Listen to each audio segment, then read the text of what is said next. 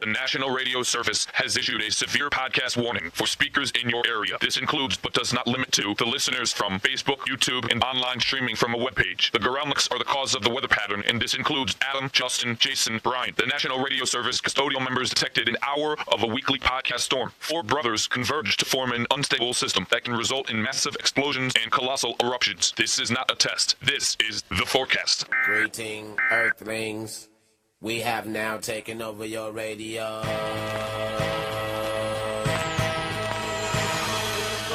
I hit 'em high, hit 'em high, hit 'em high. And you hit 'em low, hit 'em low, hit 'em low.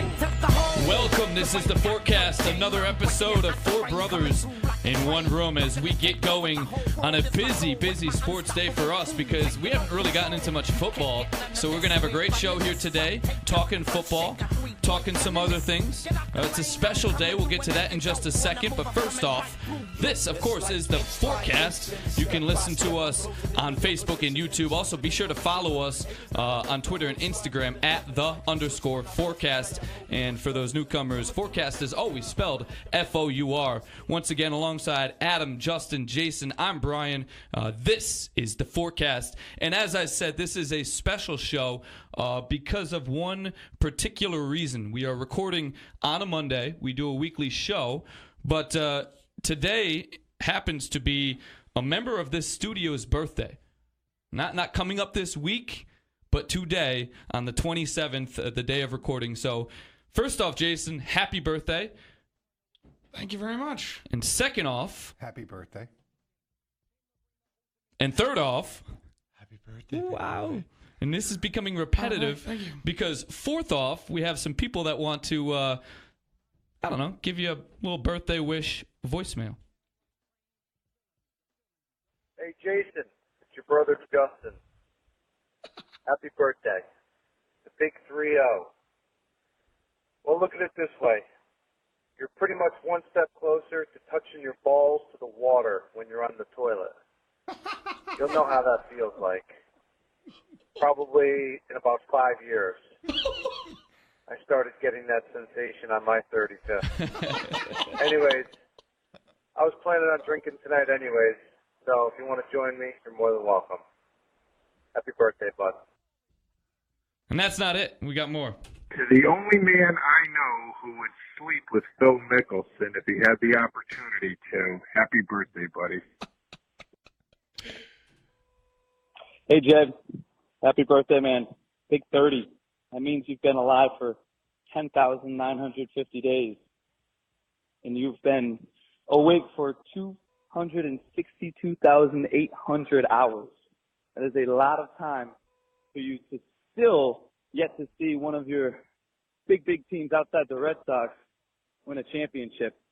Here's to you and the Maple Leafs and also the Vikings to having a much better decade in your 30s. Happy birthday, man. Wow, these are passive-aggressive. These are backhanded insult birthday wishes. But in all seriousness, thanks, guys. That's very sweet of you. So, well, happy birthday, Jay. We're happy you're having a birthday episode here. So, we're having a little fun. Can we talk more about Justin's situation, though? Because I'm curious. Well, to be honest, Justin, I don't know what this says of me, I don't remember, but I've actually had that issue. And when I was Okay, 35. I think. No, I'm not 35, and I actually have had that issue. I'm past 35, and I don't remember that happening.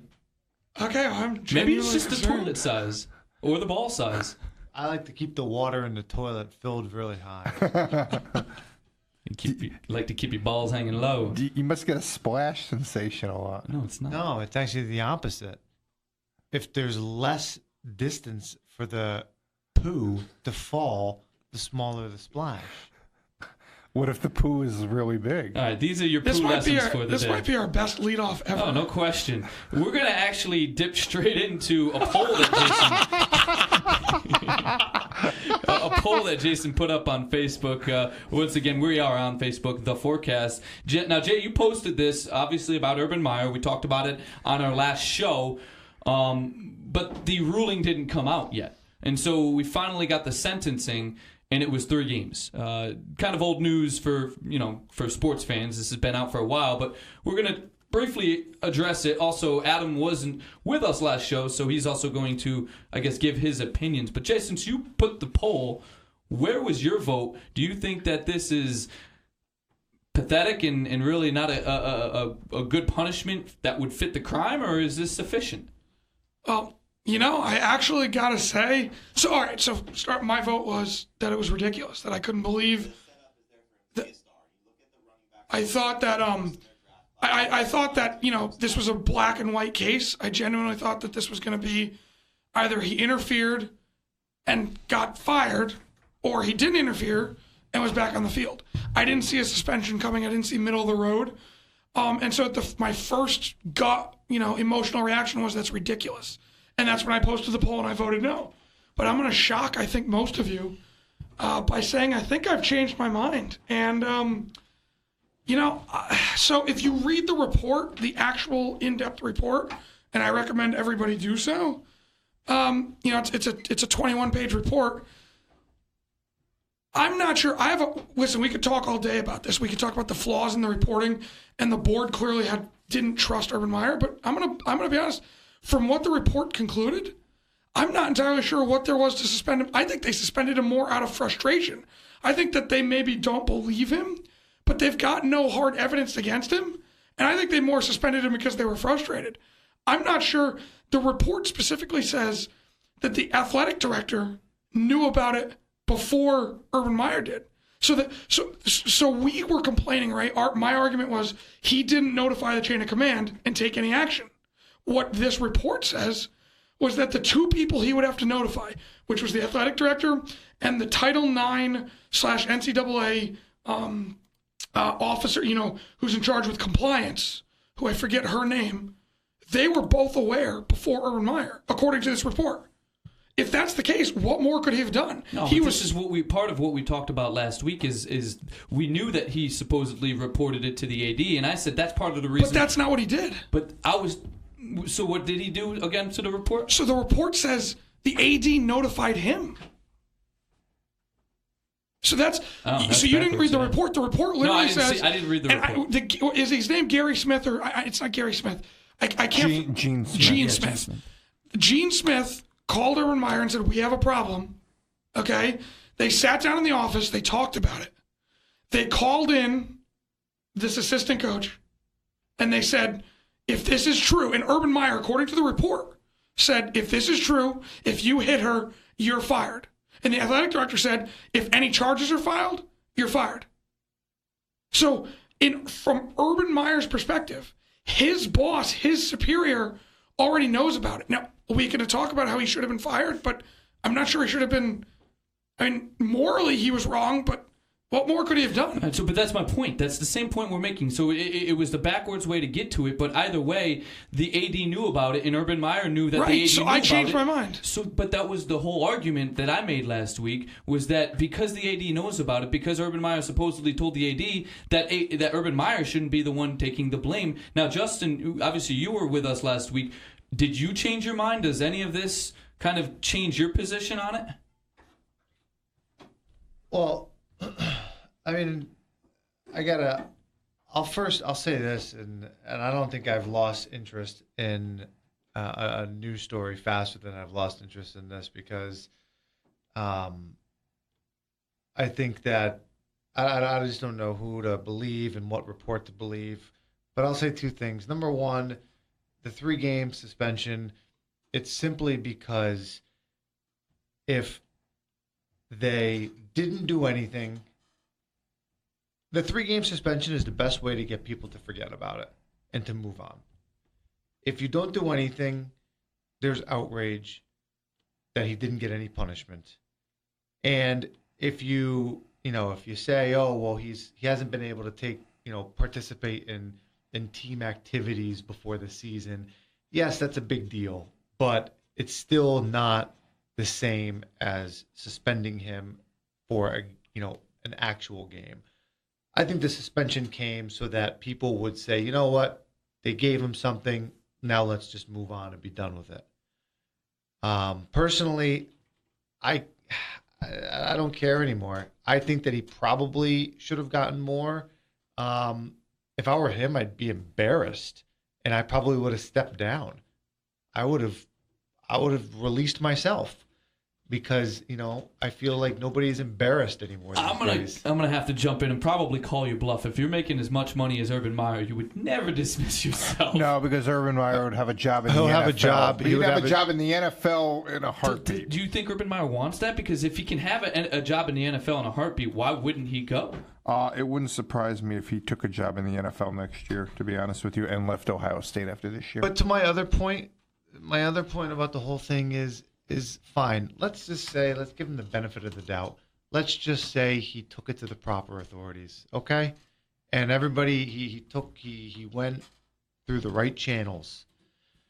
What's stopping him from saying to the athletic director, "Hey, you know what? I'm not going to take the field on Saturday if my assistant coach is out there." It's a fair point. What's stopping him from taking it a step further and saying, something, if you don't do something about it, well, I'm not going to be on the field. Right. This is my stance. I feel strongly about it. I disagree with everything that has gone on, and I'm going to be a little bit more proactive. What's stopping him from doing that? It's a very fair point. I mean, your drastic step, especially when it's something your boss isn't mandating. Adam, your position on this, because we haven't heard you yet. Oh, I do agree with Justin. I think there's a lot of question marks about what's going on right now, who knows what, who did what. And I do clearly believe that the suspension was handed down mostly to, save face for the school from the wrath of the general public. That being said, the suspension is a joke. The 3 games are against Oregon State, Rutgers, and TCU. I mean, it's not like they said he's suspended for Michigan. He's suspended for Michigan State. He's suspended for the year. He's suspended for a bowl game. Don't forget, he can practice the team. So he's essentially coaching. Right. And yes, like Jason said, he is allowed to be out there all week long doing game film with the players, putting together game plans. And what's to say that he's not going to be on a walkie-talkie or a cell phone from a remote location come Saturday with his assistant coaches anyways? Did I hear a Niner? Yeah, it's like when a manager gets thrown out of a baseball. Exactly. You mean to tell me you really think he's not still making decisions from the... Right, exactly. So my whole problem with everything that's transpired in the last week was a very simple thing. And it came at the press conference last Thursday when all this news came down. And a reporter simply asked Urban Meyer, what do you say to the wife of Zach Smith? And Urban Meyer had every opportunity at this point to publicly apologize to the wife of Zach Smith for quite frankly, not doing enough. If anything, not doing anything at all, but definitely not doing enough to help her. And you know what? It may have come across as a decent apology to the general public. Instead, his response was, well, I just feel sorry for everybody involved. He wouldn't even personally address her, which makes me believe, Brian, that Urban Meyer, I don't even think he knows if this truly happened. Like, I don't even know if he believes that this happened. Well, that's my belief right now, is that Urban Meyer maybe doesn't even believe that this woman was physically beaten. I'm surprised. I thought you were going to take a different angle. I thought you were going to say it makes me believe that Urban Meyer is so blind and so naive to the fact that he doesn't realize how much of a big deal this is. Well, he doesn't know. And that's a possibility. I don't think he knows how big of a deal this is. I think the guy's an idiot. Forget the comment. Forget the actual quote, which was bad enough. If you watch that press conference, and there's video all over it, he looked like a 5-year-old who had been given timeout, a petulant 5-year-old who didn't agree with his punishment. He sat there, he was frowning, he was moody. He never gave you the idea of, listen, we talked this out. He showed no remorse. No remorse. He literally, you could tell, he should have worn a sign that said, I disagree with this completely. So the reason is irrelevant, whether he believes it happened or he doesn't. This guy doesn't think he did anything wrong, which so then begs the bigger question. Or does he not think that he did anything wrong because he doesn't think that anything happened? The reason why is irrelevant. He clearly does not think he did anything wrong, which means this guy has zero moral compass. Which means he's not fit to coach a football team. Correct. It could also be, in my eyes, that maybe he has some law team telling him to take a very, very neutral stance on this. Yeah. I'm not saying that's the case, but ultimately we may never know. Here's my question for you guys. Ohio State is a number 5 team in the preseason poll. Mm-hmm. How does this affect their on-the-field play? Let's get off Urban Meyer for a second. So you think they're the same Ohio State team? They go 3-0? Yeah, they're going 3-0 in that, and then Urban Meyer comes back. There's a possibility they could lose the TCU game. TCU is a number 16 team. And it's a neutral site game. Let me ask you a question. If you're Urban Meyer, don't you want them to lose the TCU game? Because then yes, you do. Because then you want all the fans to say, we need Urban Meyer. If we had Urban Meyer, we would have been 3-0. If you're Urban Meyer, your number one goal is to win, make to the playoffs. And if you lose to TCU, that could be a huge hurdle. It could ruin your season because you still have to play Michigan, which is going to decide the conference title. Michigan State. Listen, and a really good Penn State team. Let's be serious, Adam. They love him. He's beloved. He doesn't need them to like him. They had a petition signing for him back. He better hope they go 3-0 because if they go 1-2, they're not going to. They're going to fire his ass. Not going. Oregon State is not very good, and Rutgers is one of the worst teams in college football. They're not going 1-2. Wow. The likelihood is they go 3-0. There is a possibility they could lose the TCU game. Okay, so let's go back to the polls then. AP Top 25. Alabama is the number 1. Is that a clear obvious? Obviously. I mean... Are they going to be your national champion, Adam? I mean, they should be your national champion every single year. I mean, they get the great talent to come in every year. Their recruiting class is always the best. History makes no difference. It's the new season. They have the best coach. History makes no difference, Adam. It's a new season. I don't think you can say they're far and away the best team in the country. All right, let me ask you this then, because I'm looking at this poll, and there's a number of teams, especially 10 to 15. There's a few teams here that could all be really big disappointments, and we've seen that, or could all have really good years. At number 10, Penn State. At number 11, Michigan State. Number 12, Notre Dame. 13, Stanford. 14, Michigan. And 15, the USC Trojans. Out of those teams, who has the best year? I'm sorry. You got to give me him again. Yeah, that's you got to list those teams again. Wow. You guys should be listening. We are listening, but yeah. Number 10, Penn State. Number 11, Michigan State. Number 12, Notre Dame. Number 13, Stanford. Number 14, Michigan. And number 15, USC. Who has the best year of those teams? Yes. Michigan. I think Michigan gives Ohio State a run for champion. I think those two. It is Michigan, but Jason's forgetting a state at the end. Go with Michigan State. I think Michigan's a bigger threat. Michigan State is bringing back a lot of players from last year. They did not have a lot of guys graduating. If there's any team that could jump on Ohio State this year, given everything that's been going on with Ohio State, it would be Michigan State, my guess. I mean, okay, but I'm still telling you it's going to be Michigan. It'll be Michigan, Ohio State. I tell you guys, I'm looking at a team number 21 in the UCF Golden Knights. Now, this is a team last year that everybody argued should have maybe had. Nobody argued that. Maybe you did. I did not. Did they not go out in the Chick-fil-A Peach Bowl and demolish a very good Auburn team? Does that not say that maybe they deserved a shot at the national championship? I think it tells you that good teams can win on any given day. Huh?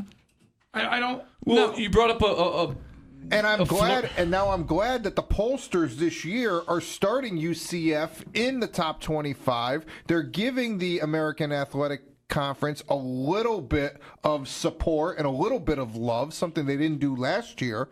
See, the problem with college football is that if you don't start the year in the top 25, it is so difficult to get all the way to the top 4 to get into the playoff. Just because you go undefeated. No, right. UCF learned that last year. Right, that's true. But guess what? UCF is not going to finish in the top 25. They caught fire. It was a magical team. I don't see how they compete with any of these other teams. I don't believe that they have the firepower. Listen, we can't even put them in the same conversation. It's silly to talk about them in terms of a top 4 national championship contender. So you're telling me right now, if UCF last year, there was no way possible they would have ever beaten Alabama, Clemson, Georgia, or Oklahoma, the 4 teams that made it to the college football playoff. In one day or one game, Well, that's maybe. all they got to do is one But they game. should never have been put in the championship, Adam. Like you just said, they're from the American Athletic Conference, the AAC. What does that have It's to a do? joke. What difference? What conference they're from? If they're a really good team, Jason. What difference does it make? They go on. If you go undefeated against the 12 best worst schools in the country, or if you go 2 losses against the 12 best schools in the country, which football team is better? No. So, Jason, you're telling me that back in the day when the NFC West in football would have a division winner that went 7-9, they didn't deserve to play in the Super Bowl? Right. No, they don't. They didn't deserve to make the playoffs. It's the most frustrating thing in football. Are you kidding me? It's what football. We love football because there's that whole 1-game playoff, right? It's the most exciting, but it's the least fair, and we all know it.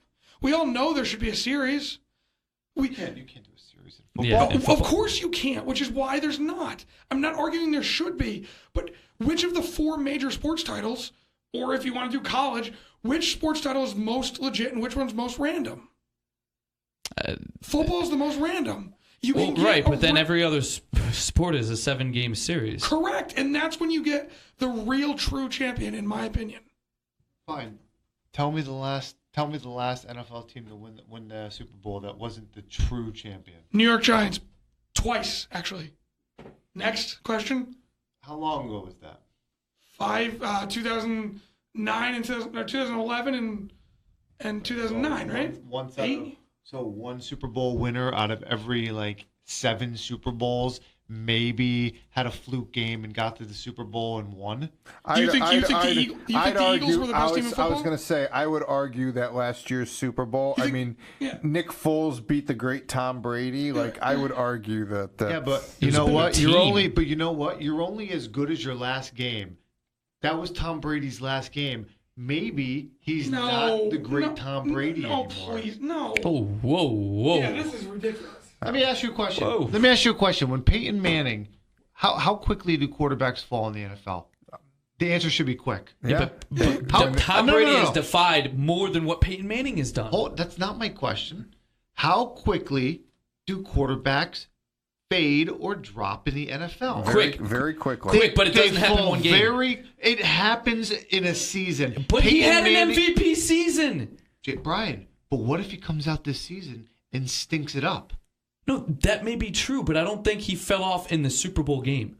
Well, he actually had a pretty good game. He did have a pretty good game. So he did have a pretty good game. I think they were the true champion, the Eagles, because they had the best team. My point is that in the NFL, quarterbacks fall quick. It's almost as if they walk off a cliff.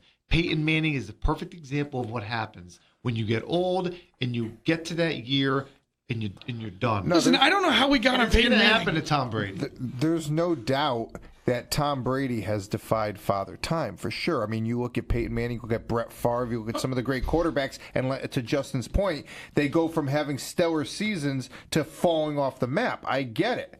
And it is going to happen to Brady one year. It could be this year. It could be next year. I don't know. It is going to happen eventually. We are so far off topic. Yes. So, all right. That is correct. Obviously, it's going to happen, Adam. Everybody's going to die one day, too, including Tom Brady.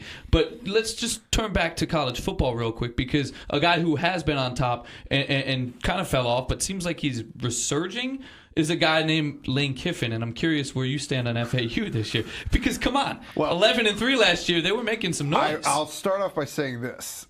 If you want to make some money, bet the over in every FAU game, because Lane Kiffin knows all about offense and knows absolutely zero about defense. Adam, what was their bowl win score last year? I believe they put 70 points up, and I think the final score was 70 to...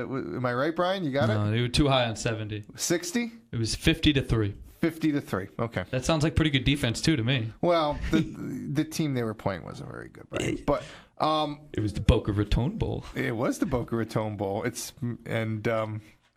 Yeah, lots of good things about Boca Raton. We can have Yeah, that. for the listeners, our grandmother lived in Boca Raton for quite a while, so Actually, we're all very familiar with Boca. Actually, Florida Atlantic was a finalist. Can we- In fact, Jason went to Lynn University down in Florida. Can we, if we're talking about bowls, can we talk about the new bowl being added in 2018? I like it. Go ahead. The cover-up bowl.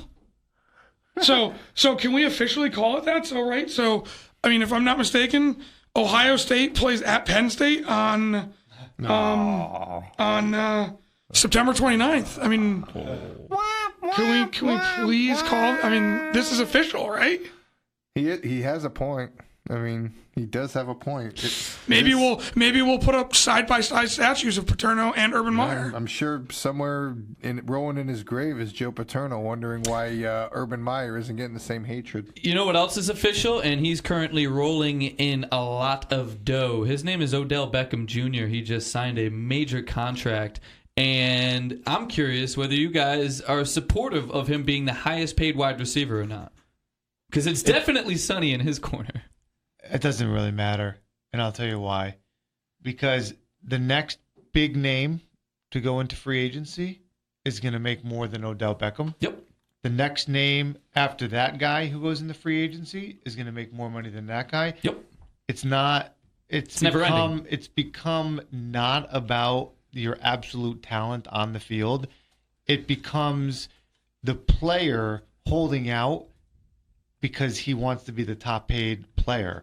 And for the New York Giants, okay, a team that has tons of money, okay, they're not going to let Odell Beckham walk over, what, an extra $1.5 million a year? It's stupid. Absolutely. So they're going to give him what he wants. And every receiver, we see it every single year. Every single year, there's a new player who's now the highest paid. Kirk Cousins, highest paid. Everybody becomes the highest paid because it's the game to play now. Does he deserve to? Right. I was just going to ask. Justin did a good job of talking about something else. No. What do you mean talking Well, about? no, He you're asked absolutely a it's a he asked great a point. question, and I brought up You a didn't point answer that it doesn't matter. No, But does he you're deserve right it? about In that. your But does he opinion, does deserve he the money? deserve The it? answer is no. He does not No, deserve he doesn't it because deserve he is not the best wide receiver in the game. And that would be? Who the best wide receiver is? Yeah. The best wide receiver in football right now is Antonio Brown. He's done more over the last 5 years, than any other wide receiver. You're never going to have an argument The for me. receptions, the yards. Adam, you're never going to have... Hey, Mr. Football Guy, there are only 2 receivers who have had 90-plus receptions each of the last 4 years. One of them is Brown. Who's the other? Well, I'm going to say it's got to be either Julio Jones or DeAndre Hopkins. I'm You don't guessing know- it's... You don't know the answer? No, I do. I'm just drawing a blank. Hang on. That is, he broke a cardinal rule. Asked a question and didn't know the answer. No, I know the answer, guys. I just am literally having a mental break. All right, but You have Brian, to let me ask you forgive me. this. Correct me if I'm wrong. Antonio Brown got paid last year, right?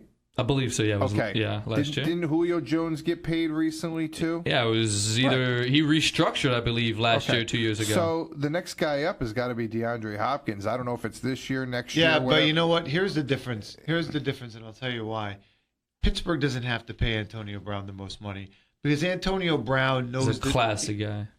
Yeah, but he was a last year. He was... That's not what I was... That's not what I was... No, I know. I interrupted. That's- He is a classy guy, but go ahead.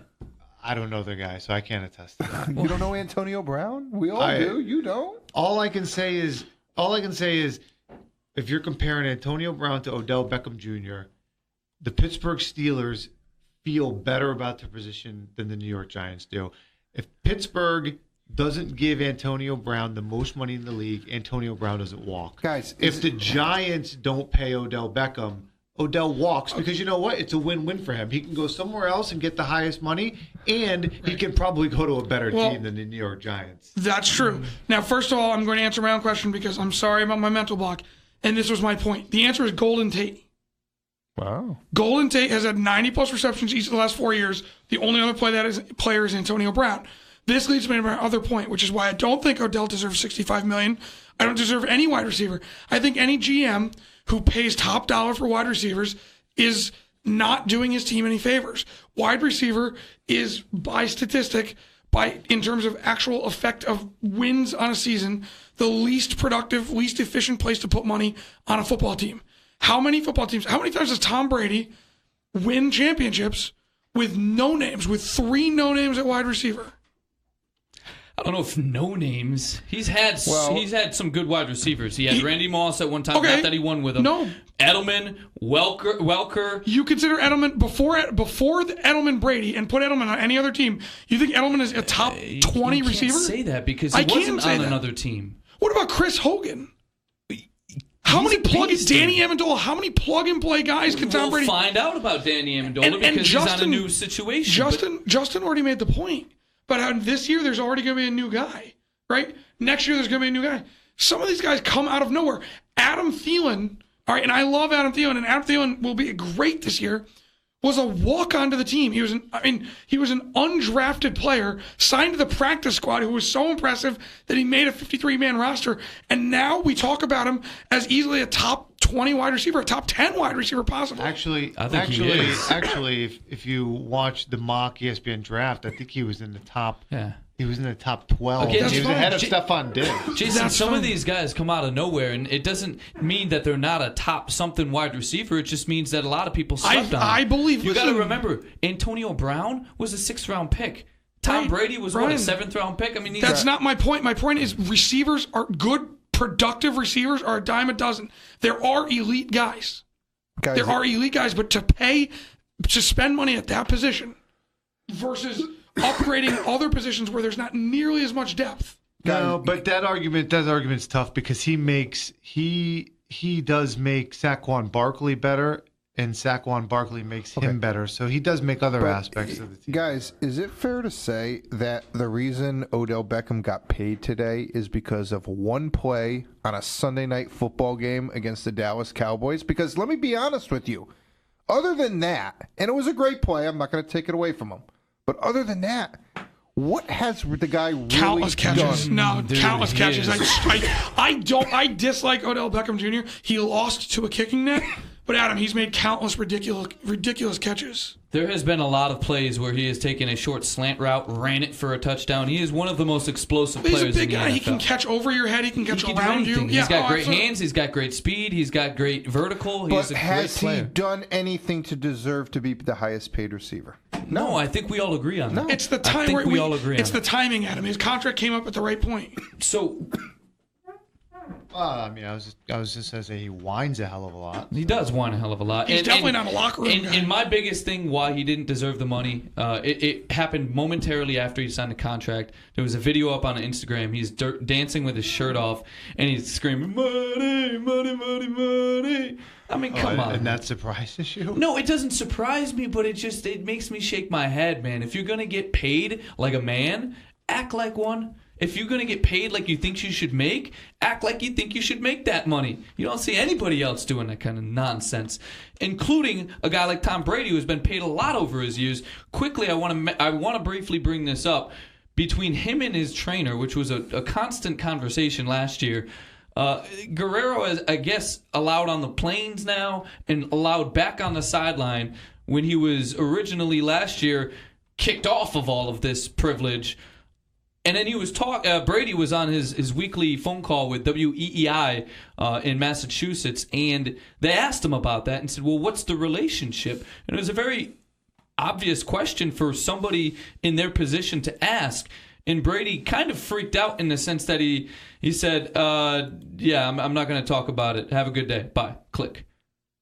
And to me, that reaction says more than if he said, oh, everything's fine. We talked about it and we're cool. I mean, look, Tom Brady's been in the league long enough, and he shouldn't be doing shit like that anymore. I mean, somebody who has a tenure like Tom Brady shouldn't be walking off on press conferences because he got asked, a sensitive question or a question he didn't want to answer. I think it's a very legit question, to be honest with you.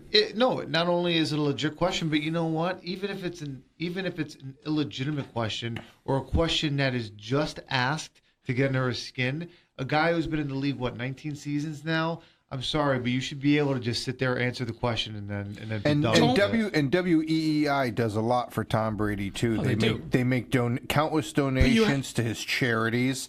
They pay him. These interviews that he does, his weekly radio segment, he's not going on there for his health. They have to. But but he gains from it too. It's marketing for him. Brian, you said earlier that Tom Brady doesn't do ridiculous things that Odell Beckham Jr. does. Tom Brady's full of ridiculousness.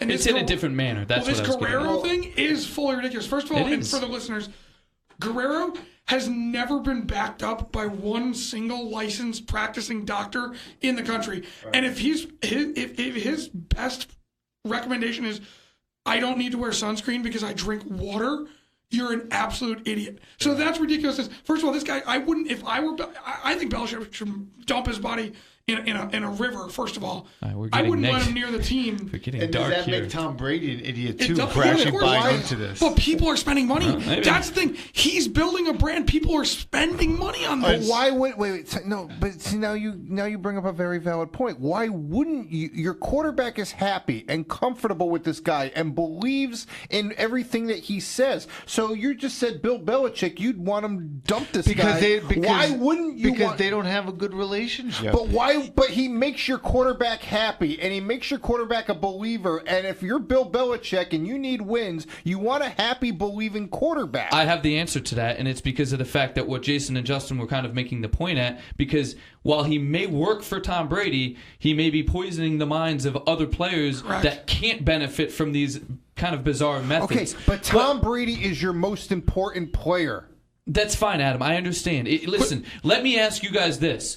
In a simple yes or no answer, will Guerrero be the divide between Brady retiring with the Patriots or retiring elsewhere? Because last year I would have said yes.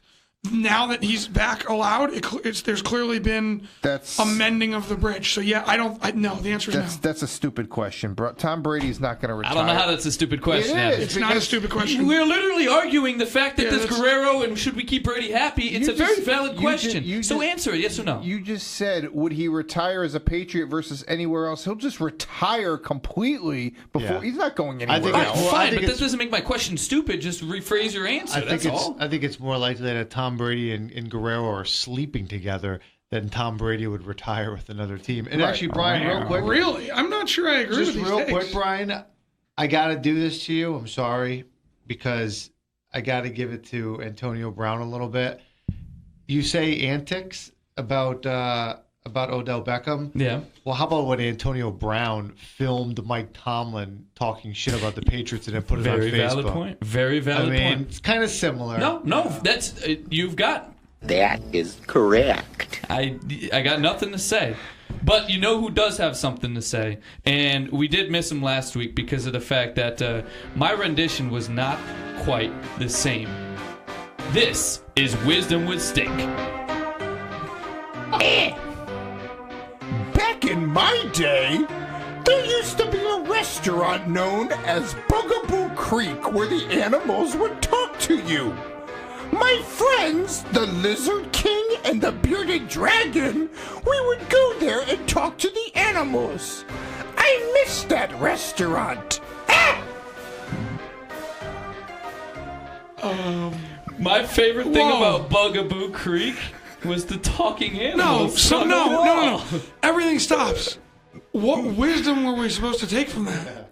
That's a great all you said point. was you missed a restaurant, and I don't even know that it's closed. By the way, where's the wisdom? Yeah. Can somebody confirm that the restaurant's closed? Is Bugaboo Creek definitely closed? It is in Manchester. In the stink world. Oh my goodness, that is a great point. There was zero wisdom in First there. of all, we are all stupider for having listened to that. Is one of the most insanely idiotic things I have ever heard. At no point in your rambling, incoherent response were you even close to anything that could be considered a rational thought. Everyone in this room is now dumber for having listened to it. Yeah. My friends, the Lizard King and the Bearded Dragon, are not going to like this. I don't even know who Lizard King is. But by the way, let me quickly. So there have been some people who have asked me just exactly what stink is, and the best answer that I could give is Stink is my alter ego. That's the best answer. That's the exact answer. Really the only That is the answer. answer. So yeah. It fits on so many levels. We need to clear the air before we continue on. So let's go check some weather here because I don't know. This whole air is smelling right now because, Jason, you brought up a great point. I didn't hear any wisdom in there. So right now, time for weather with Jason. Thank you, Brian. For today's segment, we turn back the clocks about a year. On August 25th, 2017, Hurricane Harvey made landfall over San Jose Island, Texas as a Category 4 storm, packing 130-mile-an-hour winds. It was the first of 5 official landfalls for the storm, the last being over Louisiana 4 days later. Over the course of the next week, more than 27 trillion gallons of... More than 27 trillion gallons of water would fall in and around the Houston metro area, the most rainfall ever from an Atlantic hurricane. Many places received over 50 inches of rainfall. The highest totals were over 60 inches of rain in 1 week. Unprecedented urban flooding resulted in 30,000 evacuations and an incredible 17,000 high water rescues. Tragically, 106 people were killed. The storm cost about $125 billion, making it the second most costly storm in the United States behind Hurricane Katrina. And many people still have not recovered and never will. Hurricane Harvey should serve as a reminder to all of us of the sheer power of Mother Nature and as a lesson to urban planners who build population centers in at-risk areas with little thought towards natural disasters. And that was weather with Jason. Thank you, Jason.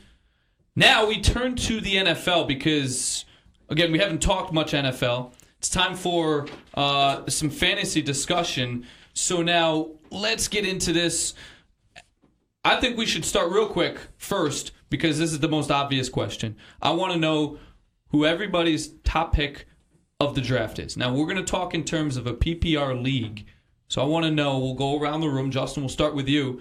Who is the number one overall pick, whether it's 1 point or half point PPR? I don't think, with talking about a number one overall, I don't think that half point matters. Maybe you can correct me if I'm wrong, but who is your number one overall pick? Well, if it's a PPR league, it gets a little tough, actually. I'll explain why. But I'm going to go with Le'Veon Bell. Okay. But here's why I'm hesitant to do that. Because he continuously gets screwed by the Pittsburgh Steelers. And I don't know if he even has that much incentive to go out there. A guy who has now been franchised, how many seasons now? I don't know if he really has much incentive. Maybe he does. Maybe he actually goes out there and has the best season of his career because he wants to get paid, from a team who's willing to pay him next year. But I mean, it's he gets the most carries, whether it's an actual handoff or whether it's a dump pass. He gets the most looks, and I think it's probably Le'Veon Bell. I think it's pretty close, but I'm going to go with him, and I'm going to give him the benefit of the doubt. And I'm going to say that he's going to go out there, and I think he's going to have a strong season because I think he has something to prove, especially to the Pittsburgh front office. I think, to your point, I think he also has something to prove to the entire league as well because this is a guy who wants to be signed to a long-term deal and be signed to being the highest-paid running back. I think that people are still looking to see, is he worth my money? Because we've all seen running backs are a dime a dozen, so to speak. So I think you're right. He has something to prove to the front office, but a lot of it is to the other owners, too, to make sure that he can get that contract. Jason, where do you stand? Who's the number one overall pick? Because you, at dinner, in our pregame show or pre-show talk, you were pretty confident we're all going to have the same guy. So I'm interested in where you're going. Well, it's David Johnson. I don't know how there's any question, especially in a PPR league where he's going to get plenty of looks in a retooled offense, but with, by the way, a quarterback who loves to check the ball down. I mean, this is going to be we actually had this discussion. I was going to say, correct me if I'm wrong. Which quarterback are you talking about? I'm sorry. I forgot we actually had this argument about who would be quarterback. It's Sam Bradford, and Sam Bradford loves to check the football down. All right, Sam Bradford's going to be the starter. He's going to start. We talked about this last week. I forgot. But Sam Bradford will have to check the football down. David Johnson's going to get receptions. David Johnson, as we've already seen, is a phenomenal back on a team where they're going to focus running the football. I truly believe that. The passing game will be complementary. And so you specified PPR. He's my number one, clear cut. Okay, so Le'Veon Bell, David Johnson, both have tremendous upside. Both have some risk, play calling on the Steelers, the return from an injury for David Johnson. Adam, where do you stand in a PPR league? Who is your number one overall pick? It's Le'Veon Bell. He just does everything. He catches the ball out of the backfield. He carries the ball. He makes great plays. He's on the field as a running back. He's on the field, 90-some-odd% of the time? I mean, that's unheard of in today's football where guys are doing dual, roles with other running backs. So it's clearly Le'Veon Bell. I don't necessarily know how good of a year he's going to have. I remember last year he started off very slow and sluggish because he held out. He hasn't held out this year, but actually, I don't believe he's playing preseason, is he? Did he play preseason? No, I don't think he's not played playing any preseason. No, but he's he practicing. didn't participate. He didn't? Connor has been taking all the first teamers. So then here we go again. He might be in the same situation last year where he comes out a little slow, sluggish. Well, here's where I struggle on your answer, Adam, because you're saying how much effort does he want to give the Steelers? Because right now he's mad with the Steelers. Why are you questioning your own answer? That's what I'm saying. Here's my issue with what you're answering. You said obviously it's Le'Veon Bell, but now you're backtracking and say I don't know what kind of year he's going to have. All right, guys.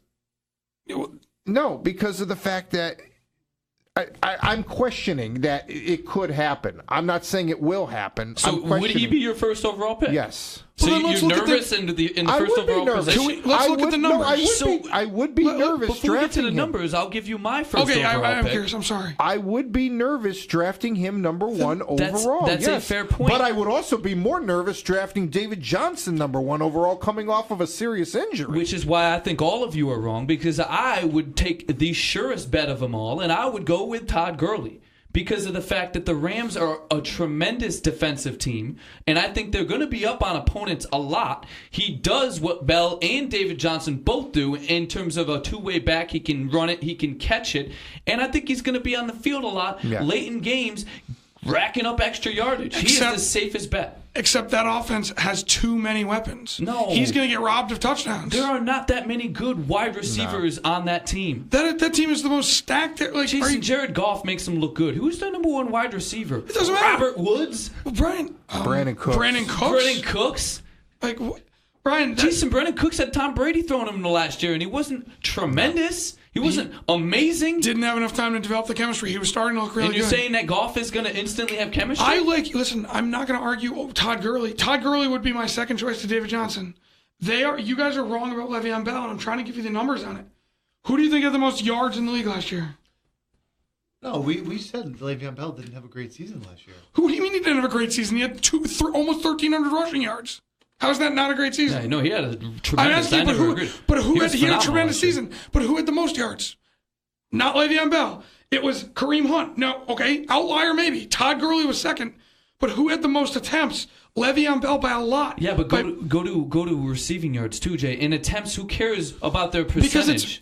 What do you mean? Who cares about their percentage? Because it's yards per carry. Nobody's passing Le'Veon Bell. It's not a dual-headed running back situation. So your yards per carry. Why is he not leading the league if he's the best? No, we're talking fantasy-wise. Okay, Jason. touchdowns. Fantasy-wise, touchdowns. Who led the league in touchdowns last year? Todd Gurley. Who was second? Mark Ingram. Where's Le'Veon Bell on the list? He's fifth.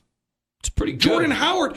It's how many receivers? You're not factoring in the entire second half of the equation. I don't know why you guys are ignoring the fact that I just got done saying that relative to the other years that he's had, last year wasn't a great year. You give me 1,300 yards rushing.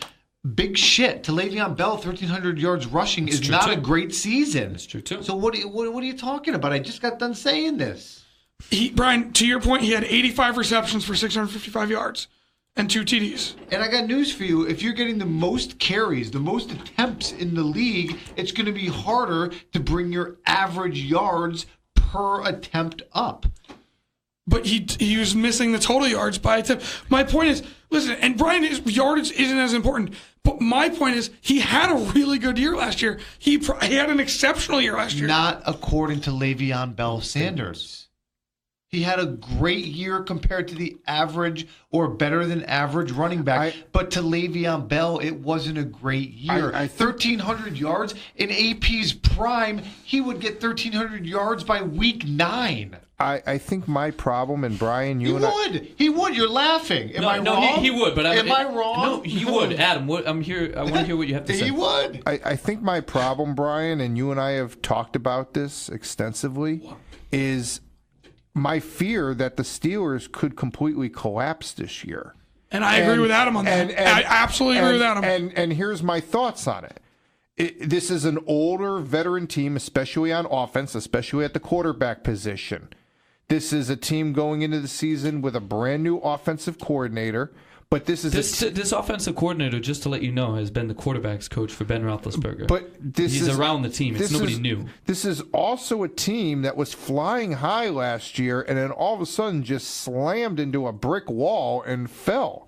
And I seriously question as to whether they are going to rebound from last season or not. Of course they will, and I'll tell you. Of course they will, and I'll tell you real quick why before we move on. It's because their defense is only getting better and better. Wait, how can we move on?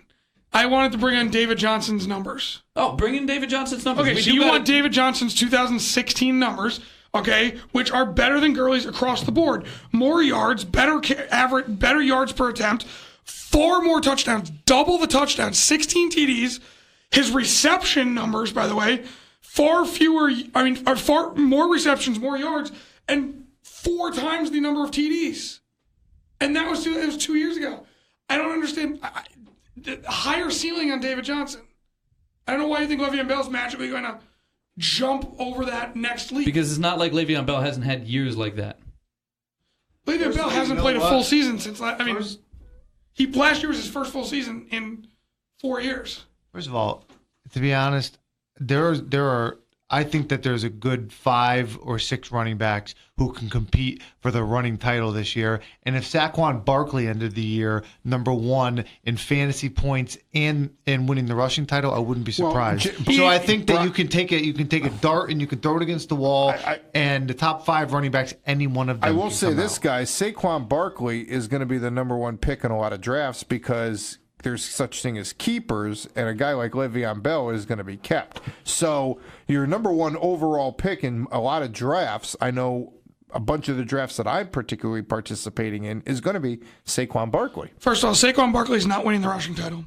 Possibly fantasy points, but he may have a great year, but not rushing title. All right, well, that's fair. I think we've given a pretty good overall. Adam, that was a good point to throw on at the end there. Before we get into our sleeper sheet, we want to find out who's available to be a sleeper this year. Now, our sleepers that we're going to talk about can be anybody. We're looking for best value, but obviously the best value has to be somebody on the field. So before we get into our sleeper sheet, let's check in with the doc and find out who's actually going to be on the field.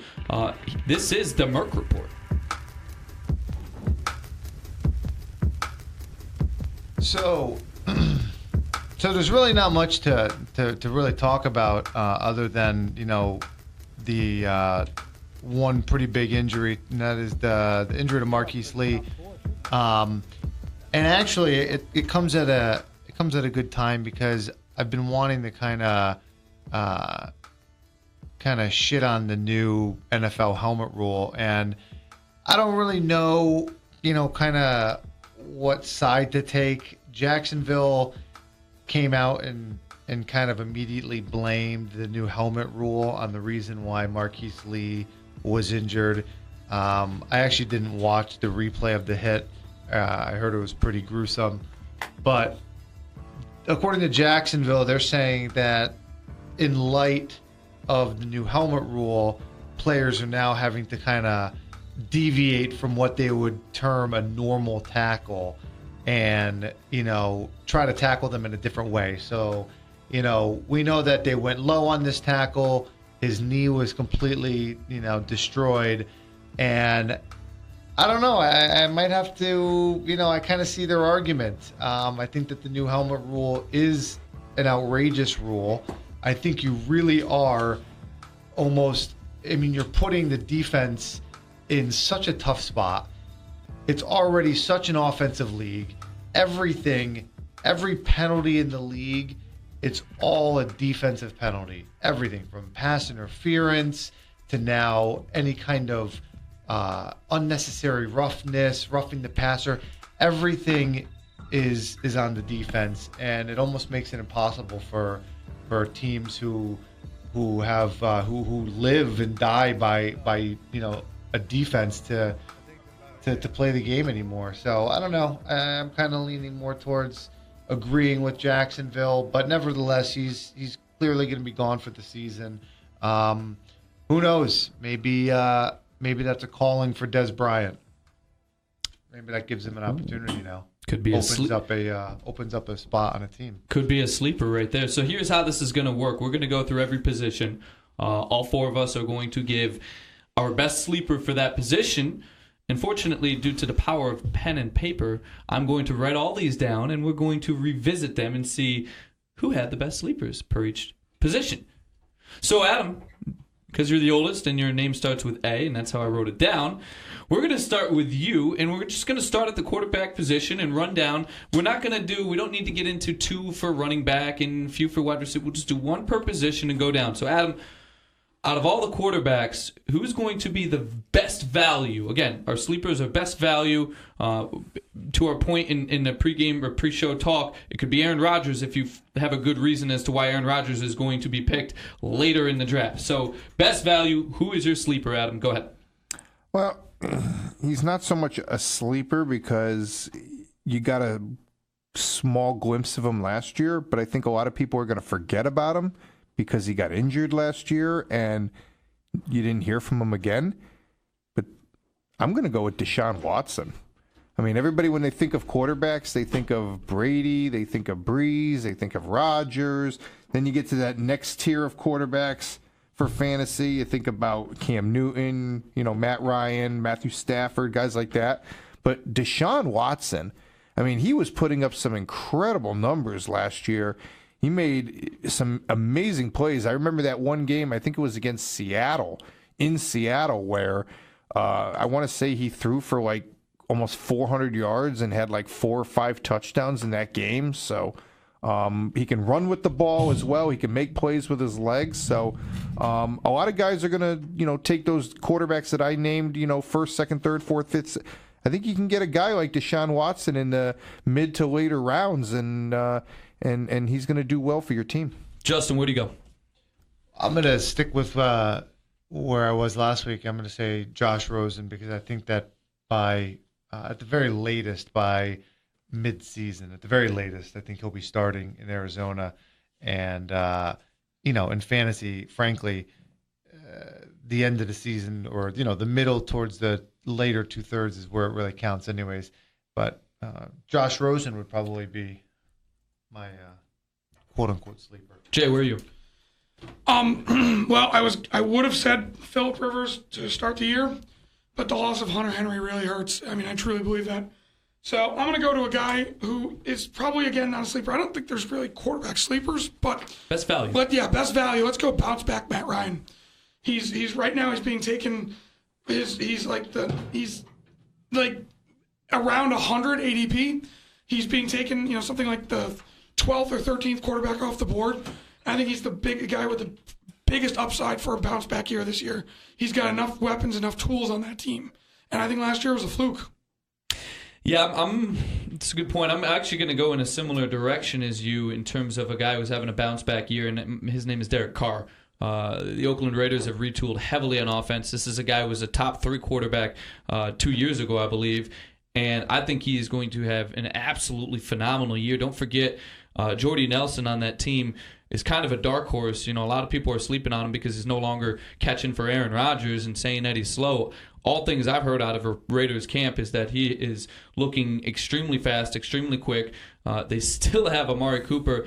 And, oh, by the way, they got a guy by the name of Martavis Bryant who we've seen him be absolutely electric at times. Maybe it's when he's happy. Maybe it's in a good situation. I don't know, because we've also seen him stink it up. So it depends on which Bryant you get. But I think Derek Carr is going to be a top 3 quarterback again this year.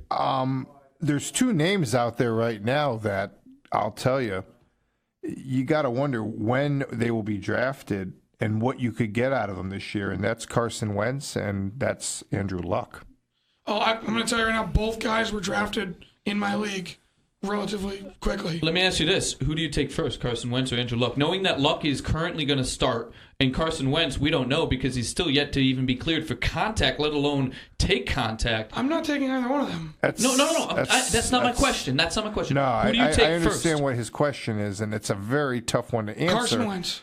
I would have to say Carson Wentz only because he did play last year, where Luck hasn't played in over a full season. Do you know when is Carson Wentz going to play? You're going to get him for 8 weeks of the season? Well, you don't know, and nor does Doug Peterson know. And if he does know, he's not telling you. They're expecting him back early in the year. I believe. I mean, he's yet to be cleared for contact. That doesn't. They could just be taking. They could just be taking it right, very cautious. That's a few steps away. That's a few steps away. Fine. That is a good point, though. I mean, Carson Wentz could be, depending on how far he slides, because he definitely won't be taken. I think we can all agree he won't be taken where he would have been taken had he been healthy. Put it this way: if you get to round 10 and Carson Wentz is still on the board, I think you grab him. Absolutely. Here's why. Listen, do you? I mean, really, the truth is, do you want to know why you take Wentz over Luck? Luck is on a terrible football team. I don't care how good the guy is. He's on a really bad team, and nothing has changed about that. He has no O-line. In 43 preseason snaps, he took 7 sacks, or he's on pace for 77 sacks, which would be an NFL record if that pace holds up. We know preseason doesn't really count, but still, we know they have offensive line trouble. I don't see how it's going to improve magically. Luck's in trouble. Forget his not playing in a couple of years. Forget his being rusty or whatever. The mechanics. He's not going to be able to stay upright. Well, you're to your point for last show, Jason. Brian, you never wish an injury on somebody. So I hate to say, but listen, you're right. The Colts never got any better. So that is a great point, Adam. Brian, I'll be honest with you. I've only had 1 draft so far.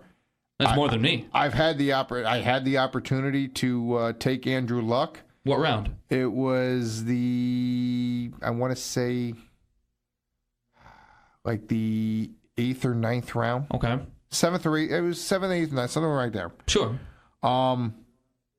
It was actually Luck or Jimmy Garoppolo were both on the board. Oh my gosh, that's Jimmy Garoppolo. And I didn't want either of them, and I ended up trading 2 picks and getting Cam Newton from somebody who already had Cam Newton and had Tom Brady as well. Interesting. I would almost pick Jimmy Garoppolo over Cam Newton. Here's my thing, though. My sleeper of a running back, I'm going to Jimmy Garoppolo's man behind him, and that's Jerick McKinnon. I think this guy's going to have the best value of this year because there's a lot of talented running backs out there, especially guys who can run the ball and catch the ball. And names that might be so-called dark horses that'll quickly come to mind are like a Kareem Hunt and Alvin Kamara that are outside of the David Johnson, the Le'Veon Bells, and Todd Gurley's of the world. So he's kind of, to me, a third-tier back in terms of name. So I think McKinnon could certainly slide in a lot of leagues, and you can grab him later. You Not can't.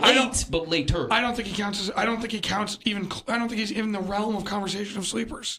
McKinnon's going to be off the draft board in every draft you've ever had by round 4.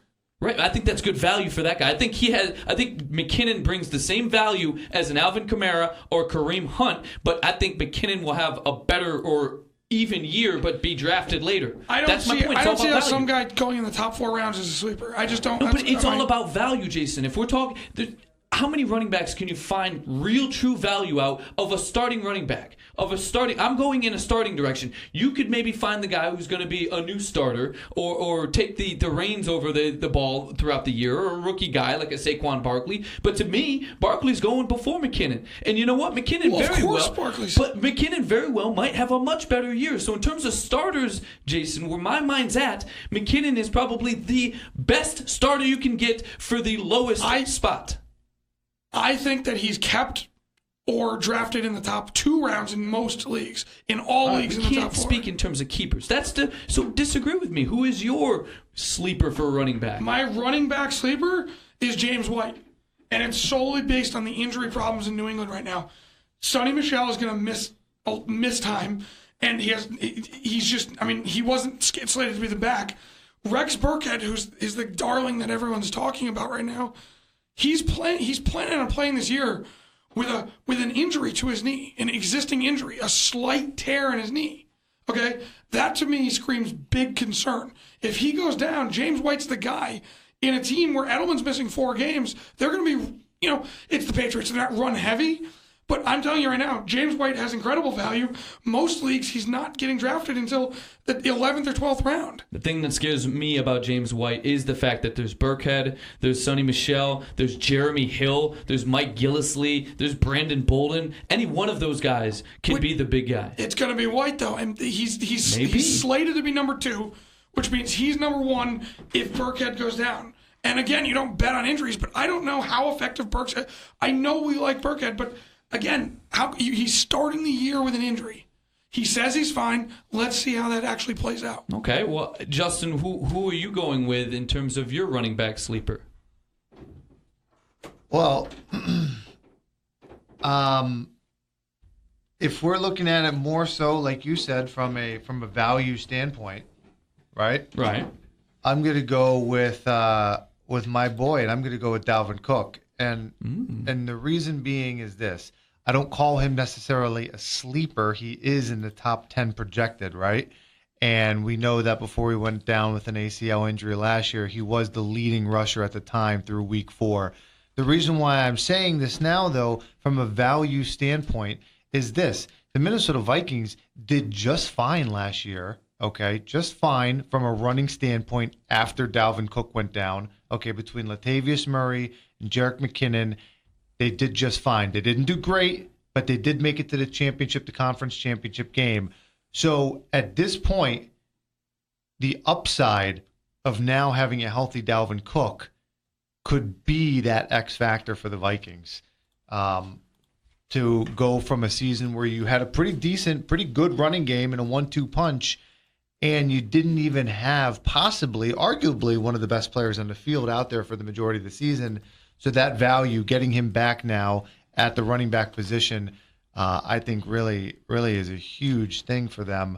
Let me ask you this, because my sleeper was a former Vikings running back. Jerick McKinnon? Yeah, who gets taken first, Dalvin Cook or Jerick McKinnon? Oh, Dalvin Cook without a question. Yeah, there's no doubt.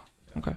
So, but you know what? It's funny you mentioned that because I was looking at Jerick McKinnon, and I think he's going to have a great year in San Francisco. I think he's going to have a phenomenal year. Adam, where are you standing on a sleeper or best value running back? Well, Justin went with his hometown running back, and I'm going to go with one of mine, and I'm going to say Tariq Cohen of the Chicago Bears. Oh, no.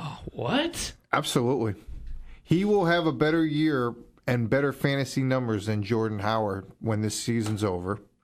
And he's already being compared to as the next Darren Sproles. He fits this Matt Nagy offense very well. He's going to run the ball. They're going to use him as a receiver. They're going to use him as a receiving running back. He's going to return kicks just like Darren Sproles. I'm telling you right now, Tariq Cohen is going to have, mark it down on your sheet of paper, Tariq Cohen is going to have a better fantasy season than Jordan Howard. Hot take. And you're hearing it from a Bears fan. Hot take. You're hearing it from a Bears fan. Nobody likes Carlos Hyde, huh? Oh, that was a stinker. I don't agree with that. Everything I'm hearing out of camp is that, especially from the Bears head coach, is that Jordan Howard could be a 3-down back, which means that's limiting a backup's role and touches on the field. So that is, I mean, listen, it is a sleeper for a reason. Maybe he takes over the reins, but I didn't say he was going to take over the reins. So you think as a backup running back, he's going to be the best value? I said he is going to have better fantasy stats than Jordan Howard. Okay. It's a hot take. It is a hot take. All right, let's jump to wide receivers, Adam. I don't even know where you're going to go now because you threw me off there. So wide receivers in terms of best value, Adam, where do you stand? Well, I'm going to take a guy that I know Jason drafted a couple days ago, and that's Amari Cooper. This guy was a top 10 receiver in fantasy a year ago, and last year he just fell off the map for most of the season. Along with Derek Carr. So if you think that Derek Carr is going to be your bounce back quarterback, well, yes, he's got Jordy Nelson, but he's still got 89 there as well. And I think that they're gonna make Amari Cooper a top 10 receiver again. So I'll say Amari Cooper is my fantasy sleeper wide receiver, because a lot of people are going to be hesitant about drafting him or want to stay away after last year. Yeah, I'm going to break up this sleeper sheet snake train that we've been going on as we go back and forth, because I want to jump in. It's very relevant to that. Adam, I'm actually going on the other side of the same field.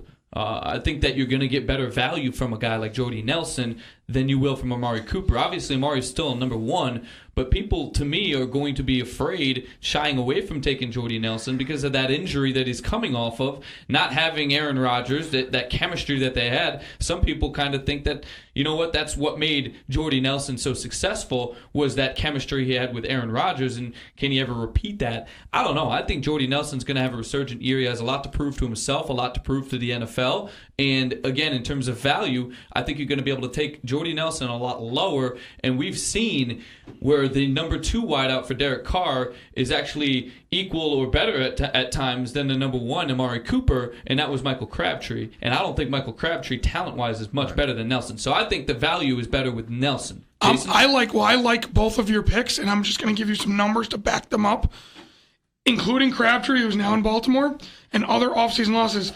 The Raiders have lost 42.2% of their 2017 receptions, right? So Crabtree has counted for most of those.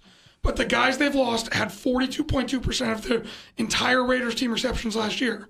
So those balls, almost 50% of their catches are up for grabs. So, I don't know which to do. I mean, obviously I drafted Cooper, and I think your Nelson is going a little later, so there may be more value there. One of those guys is going to find some of these receptions. Absolutely. And they're going to have a big year. So I agree with those. Where do you stand, though? Where do you stand on your sleeper? So, I just wanted to back you up. That's No, all. I appreciate so my that. guy is, I'm just going for real value, and there's a lot in wide receivers. But I really like Mike Williams. He's the number 2 guy in San Diego. I think Los Angeles. I think Los Angeles is getting overlooked. Rivers seems to always gets overlooked. They get overlooked quite often. But, alongside Keenan Allen, who's going to draw a lot of coverage, Mike Williams is a number 2 guy who had great numbers last year, and he's being drafted, Brian, on average at late 12th, 13th round. I mean, this is a guy who I think is going to have a clear, easy, guaranteed wide receiver 2 season. He's a steal at that late. If you can get him around 8 or 9, he's still valuable to you. Okay, Justin. Just to touch on Jason's point, I think it's pretty obvious why the San Diego Chargers, the LA Chargers, get overlooked year in and year out. Twice. I think it's pretty obvious why they get overlooked year in and year out. Why? What's the obvious? Well, they're a team. They're possibly one of the best regular season teams who can't really seem to do much more beyond that. That's fair. All right, where are you going with your sleeper? So I'm going to go with a guy who is projected, according to ESPN.com, as the number 20th receiver from a fantasy value standpoint. That's a guy named Jarvis Landry.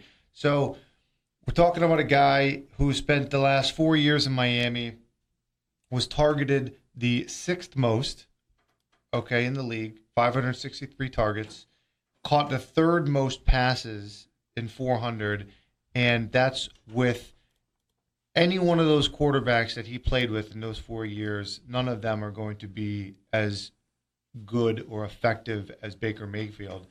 I think that he has gotten an upgrade at quarterback. He's going to be the number 1 receiver in Cleveland, and I think Cleveland is going to have a much better season than they had last year. I mean, it's hard not to, right? You can't get any worse. But he would be my guy that I think you would probably be able to get him maybe, 4th round. And he probably has a lot of value. No, I like that. And so many people are going to be down on him because of the Browns, obviously, as well. So, I mean, I think that's a good call. He is the number 1 there. The big concern is obviously who can get him the ball, but I have faith in Tyrod Taylor. I certainly do. So let's jump from. Tyrod Taylor? Do you mean Baker Mayfield? Well, is Baker named at the starter? You don't.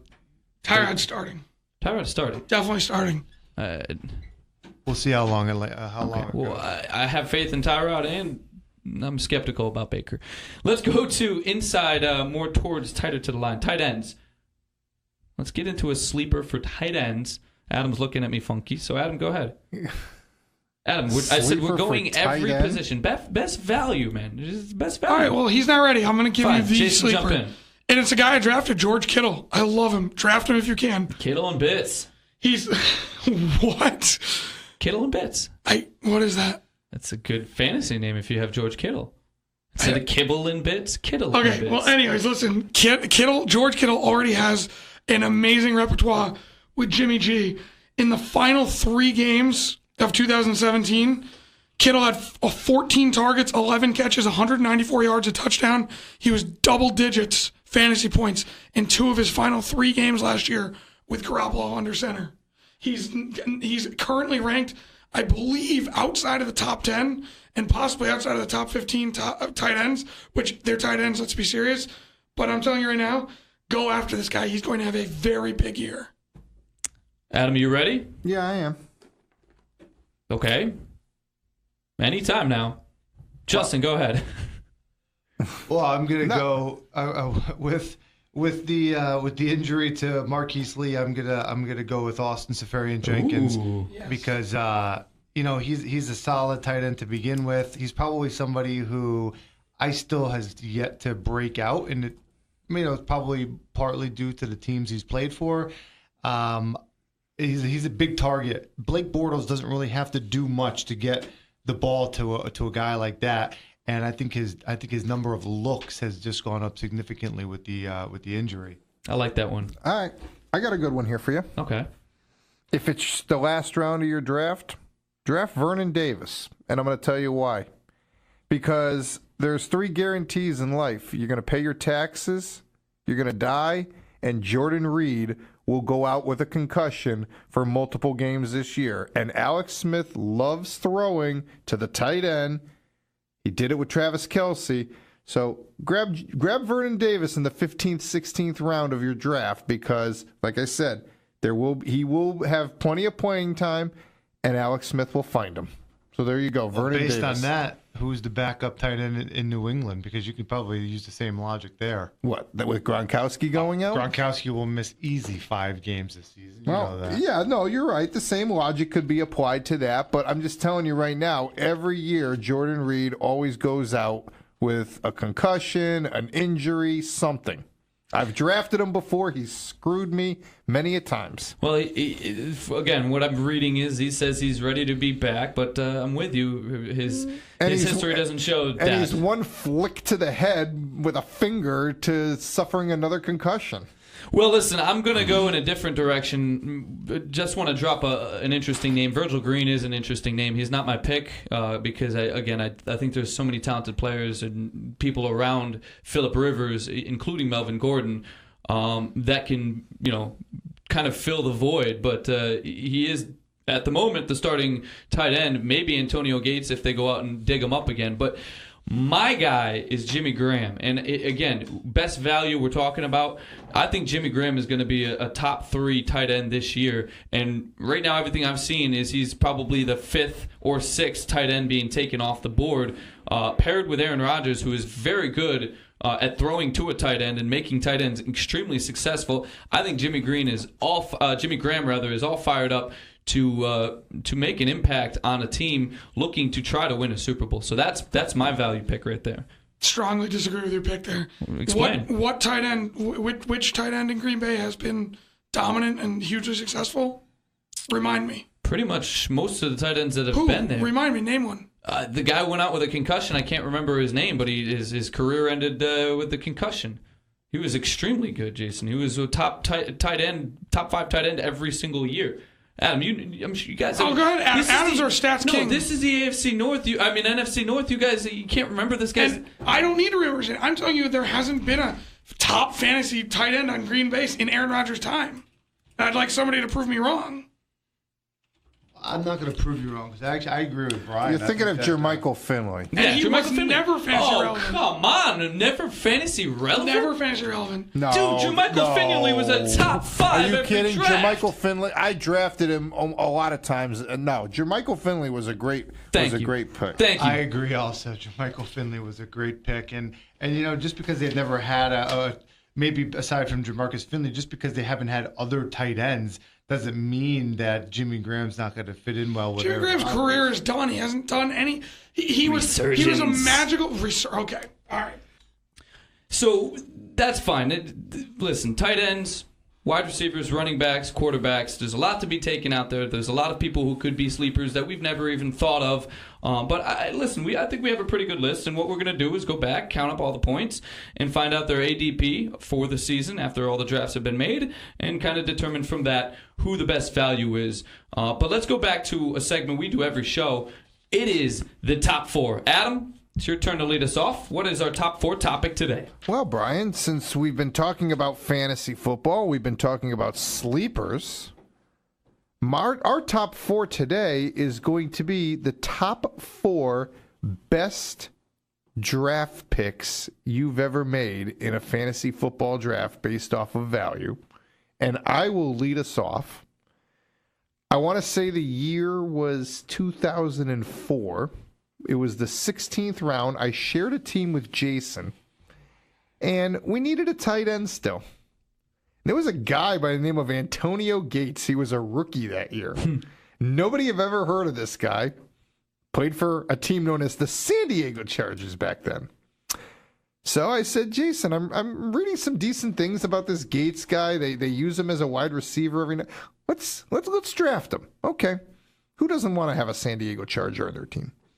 Well, I think Gates that year caught about 60 balls for about 900 yards, had about 8 or 9 touchdowns, and that was it. And that was our 16th round draft choice.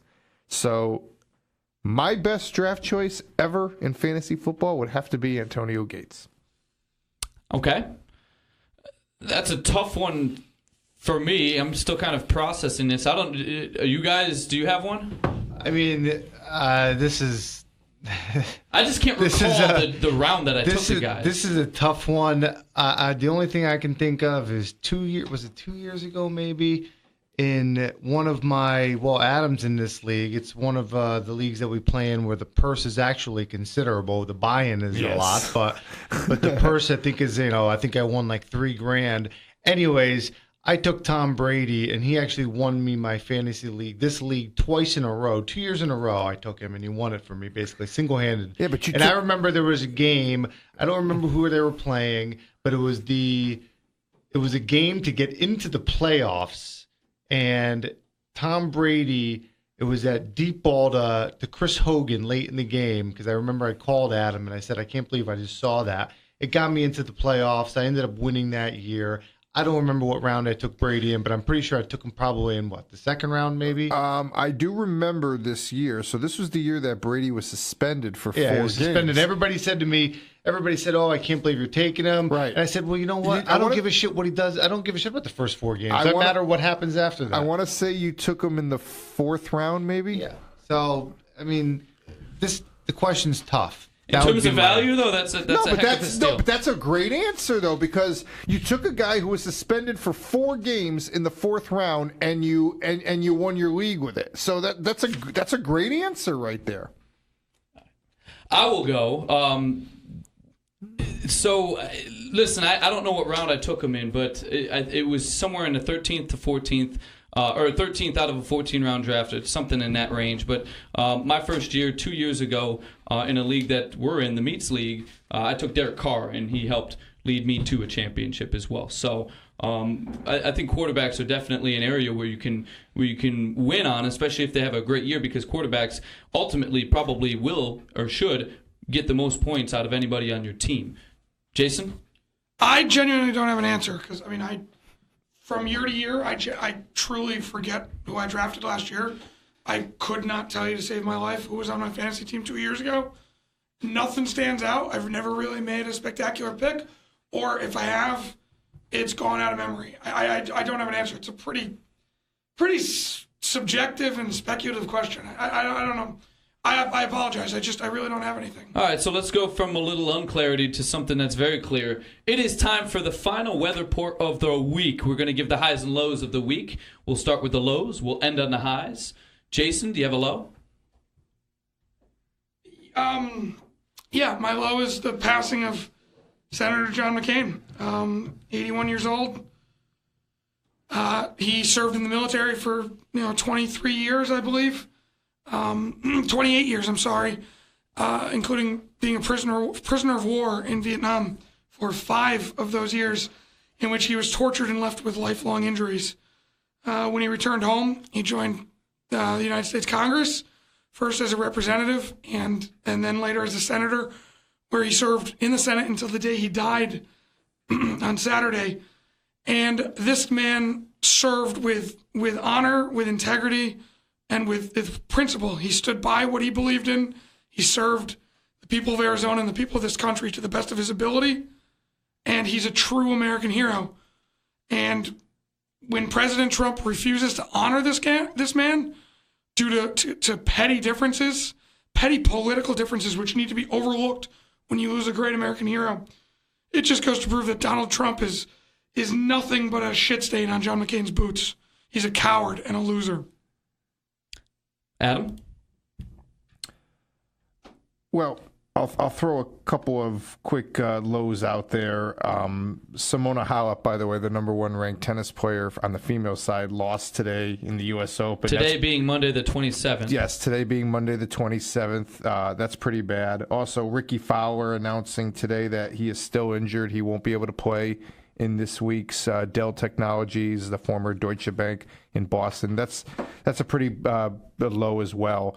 But my low is this morning it taking me 20 minutes longer to get to work because the goddamn school buses are back out on the road again, and I just can't stand it. I have news for you, Adam. You might be saying that's your low now, but come, I don't know, 10 years from now, you'll be cheering that moment because from what I know, and I'm not a parent, but seeing on Facebook, every parent can't wait for the first day of school to give their kid back to the school system. I think it'll be a little quicker than 10 years, no, by the way. I'm talking about when, right, yeah, you're right. It'll be quicker than 10 years. You may not want to let go of them until 10 years from now. I don't know. But no, that would be my low, was it took me 20 minutes longer to get to work today. Justin? I sure as hell second that notion. I hate the goddamn school bus.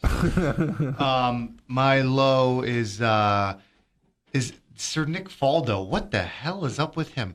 I love this guy. Okay, love him. I think he's the fucking best. But who the hell can't realize that they're putting their glasses on upside down? I mean, you gotta be kidding me. If you didn't see at the Northern Trust this past weekend, they were interviewing Bryson DeChambeau, and he put his glasses on upside down, and he actually left them on for a good 5 seconds before realizing it. I don't wear glasses, but they even had the little hoops, the hoops that go around the ear. How the hell do you not realize?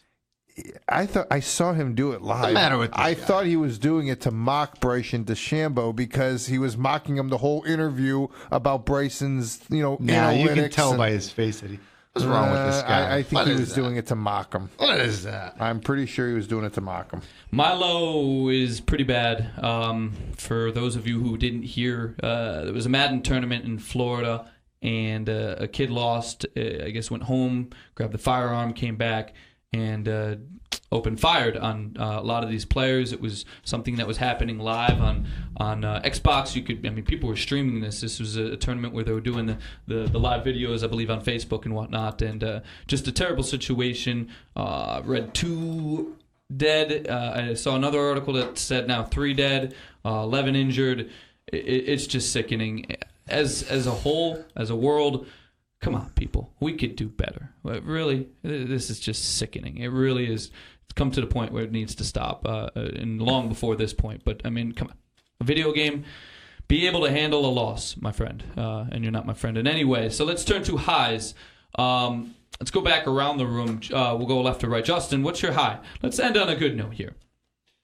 Okay, my high is my new favorite golfer. Okay, goes by the name of Eddie Pepperell. Now, you may have learned his name for the first time during the British Open when he came out and said openly that he got hammered the night before the final round. Okay, which, look, he's English. It's not going to come as a surprise to anybody. He shot a hell and of a then round, he goes too. out, and I think, what did he shoot, a 66, 64? Yeah, like something. that? I think it was 66. Anyways, yeah. I love this candidness. But if you were watching the tournament this past weekend, okay, on the European Tour, a fan spotted one of his errant tee shots in the rough. He pulls out a wedge, hits the ball, and then he gives the fan his wedge. He gave the fan his golf club mid-round. And he said, well, he spotted my ball, so I thought I'd give him my golf club. He said, if he's still around next week, I'll give him 13 more. He's the best. That is awesome. And there's video of it. You got to go on. Watch the video. He handed the guy his wedge. That's almost like a hockey player putting it over the glass, but I mean, it's almost better. It is better. Must be nice to give free clubs. I think the only person who gave a free clubbing around was John Daly when he threw it in the ocean. That was a lake, by the way. Lake, yes. The funny part about it would be is if he needed the club on the next hole and asked the kid for the club back. So I don't know. Would that even be legal at that point, or man, I don't know. As a golfer, it wouldn't exceed the number of clubs he can have in the bag. No, but at the same time, as a golfer, are you allowed to ask for somebody else's club? You I don't know. Technically, did give it to him. That's probably something that's not even stated in the rule book. So I would say it's probably allowed. But anyways, that's a great high. Jason, your high? It would not be allowed because you can't add equipment to your bag after the round starts. All right, there you go. And once you take it out, I'm assuming it's gone. But he did start the round already, so. Right, but I think once you take it out, it's gone. I don't know. Good question. Yeah. Anyways, my high today, we travel down to Orlando, Florida, Universal Studios. Apparently, and this may actually be a low, Universal Studios has decided to close the Jurassic Park ride for good. It's a roller coaster log flume ride. You get wet. It's pretty fun. Well, super fans Devin and Chelsea, they love this ride. Favorite ride in the world. Okay. They got wet? Well, they get wet. She gets wet riding it every time. They decided to go for the world record in riding this ride. They decided the world record, by the way, is 61 times in one day. Who's keeping track of this, by the way? Universal Studios? I don't know. So why that ride? They go there first thing in the morning, they get in line, and they do nothing but this ride all day for 13 hours. That sounds horrible. They ride it 60 times. On the 61st time, and this is like any other roller coaster, by the way, there's a photo mid-drop so to catch your faces. Okay? 61st ride, they're going down the slope just before they hit the water. And Devin opens his raincoat, and they were smart. They wore raincoats because after 60 times of getting wet, it's going to suck. He pulls open his shirt for the picture. So they get off the ride, and they go look at the booth where all your pictures are, and she sees his shirt says, "Will you marry me?" Okay? And so he proposes in a picture on their 61st ride, to which point she says yes. He gives her this ring, which is a perfect Jurassic Park themed amber, little dinosaur mosquito thing in amber. It's really nerdy. Wait, there's a dinosaur in her wedding ring? Yes, they're Jurassic Park super fans. It's exactly the scene from the movie. It's how Newman steals the egg. It's in the Barbasol shaving can. Well, that's to me taking it too far. But so then they go on the ride. When the park is closed, Universal keeps it open. They go on the ride for the 60-second time to break the record, and they give her a shirt that says yes. So his shirt says, "Will you marry me?" And in their final picture, her shirt says yes. They pick them up after the ride in a Jurassic Park themed Jeep and drive them out of the park. Did they have the cans hanging back from the Jeep? Yes, just engaged all over the. Yes, it was. Listen, corny, nerdy, stupid, but in some ways amazing. No, that is phenomenal. I think what's most impressive about this story is that for some reason Universal had a T-shirt that said yes. I think they knew what was happening. That's fair. And I did look it up. It's the Universal Studios in Southern California. It's not Universal Orlando. Wow, thanks for contradicting me. I did not realize that. Yes, I just looked at it. Well, that's good because I like the Jurassic Park ride in Florida. I hope they don't close Universal Orlando is not closing the ride. It's just at Universal in Hollywood. All right, Mr. Smarty, what's your high? So my high took place yesterday at the football stadium in Buffalo, where there was a preseason game between the Bengals and the Buffalo Bills. But the person who got the biggest ovation out of anybody on the field was the Cincinnati Bengals quarterback, Andy Dalton. And if you remember correctly, it was a game last December in Baltimore when on a 4th down, Andy Dalton, I believe, hit...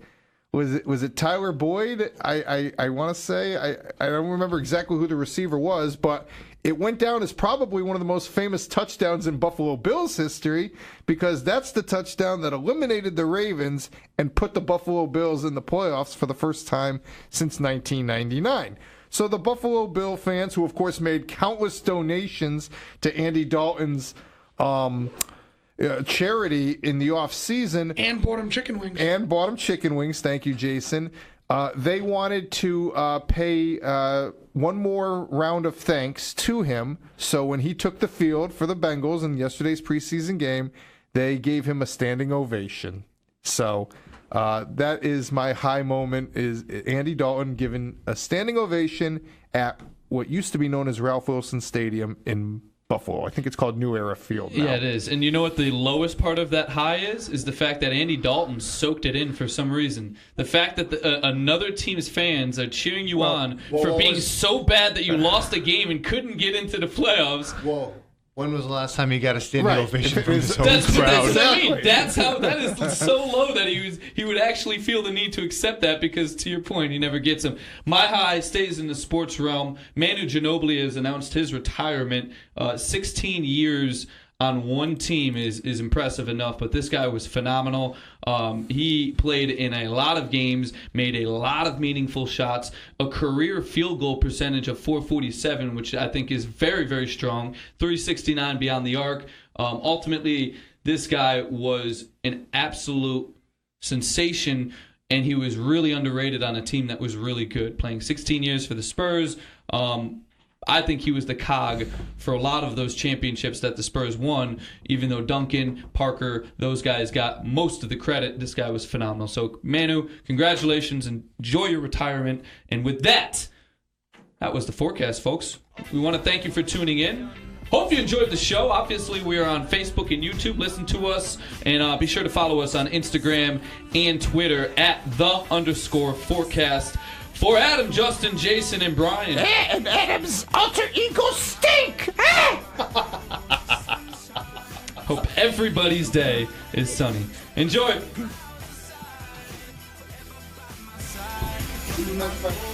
Sunshine.